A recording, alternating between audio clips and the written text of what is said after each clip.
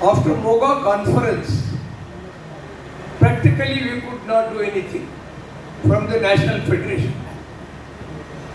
Yes, we formulated a good policy document, presented it to the government of India. So there is no follow-up of that. Therefore, better we take less programs and implement with all the strength at our command. There is one problem. All those who are in the leadership of the National Federation are having their respective responsibilities in their state also. See, you can act, there can be two acting. One can act in three places. See, everything. Now you take the Comrade Yadav, poor person.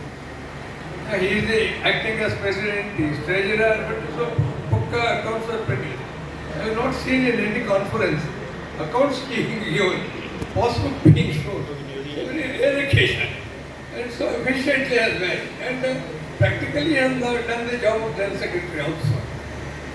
Therefore, while implementing our programs, unless we have a strong organization at the national level and also strong organization at the state levels, it is very difficult. Probably one of the best transport policy we have formulated from our federation. Supposing it has gone to the rank and file or the places where it should go properly, perhaps the situation would have been different. So, I would like to say, a message should strongly go from this conference that we are going to build a strong NFITW and also at the state level, its affiliated units also will be made strong so that our programs can be implemented. Yes, we had a historical journey. When we go back, we have taken many challenges. Successfully, we have emerged out of those challenges. But today, it is a totally different scenario. In fact, if we had properly worked during the current session period, many of the confusions would have been warded off. My General Secretary, Comrade Vijay Bhaskar, while speaking, must have mentioned those things. What is it we did in this state for the last 6 years? There was a tsunami against us. Governmentalization.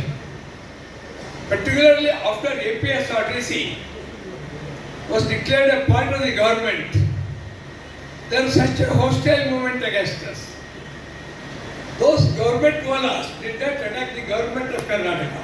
They attacked our federation. We were the target.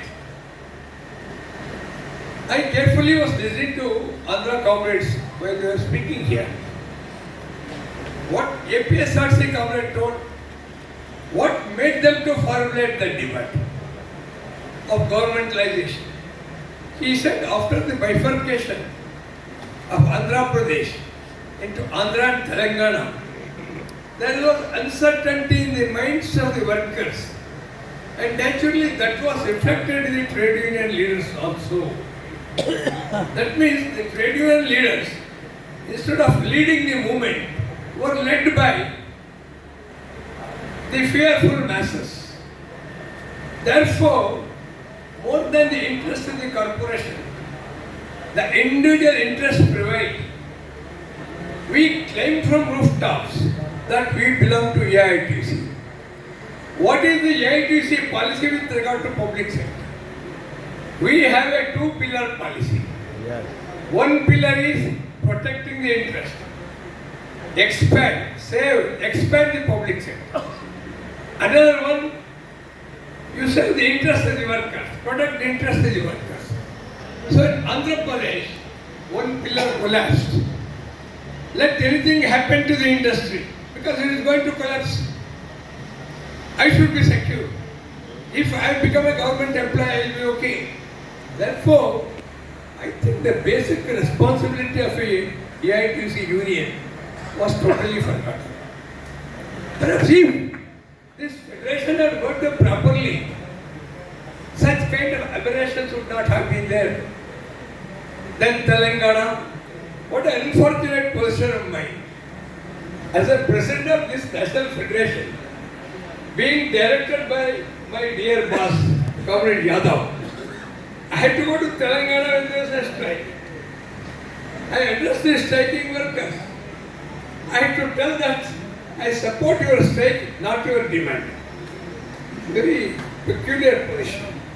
Then you addressed a press meet also. Okay. So, with all my reservations, I had to go there to support the strike. Or you take this state. Always AITC was in the forefront of all strikes. When government wallahs went on strike, 4 days we kept quiet. 5th day when the strike was declared illegal or prohibited, and the demand was referred to the industrial tribunal, we had to tell the workers, break the strike and go and report for nothing. It was really a very painful job for us. In our lifetime, we had never given a call to break a strike. Here we have to do it. Why did we do it? Because the demand was behind the strike was liquidation of the corporation. What it means by governmentalization? Gradually the bureaucracy and the politicians will sell the permits to the private fellows.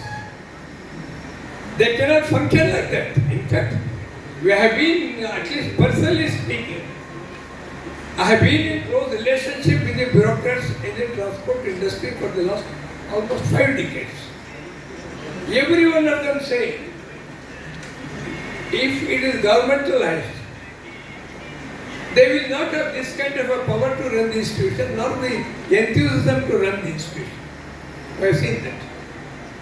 So therefore, tooth and nail we oppose the demand.